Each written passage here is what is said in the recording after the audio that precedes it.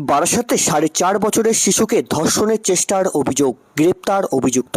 উত্তর 24 পরগনা জেলায় বারাসাতের ক্ষুদিরামপল্লী এলাকায় 4.5 বছরের এক শিশুকে ধর্ষণের চেষ্টার অভিযোগে এক প্রতিবেশীকে গ্রেপ্তার করেছে বারাসাত থানার পুলিশ। স্থানীয় সূত্রে জানা গিয়েছে, সোমবার সন্ধ্যায় বাড়িতে অন্য কেউ না থাকার সুযোগ নিয়ে অভিযুক্ত ব্যক্তি শিশুটিকে ধর্ষণের চেষ্টা করে বলে অভিযোগ।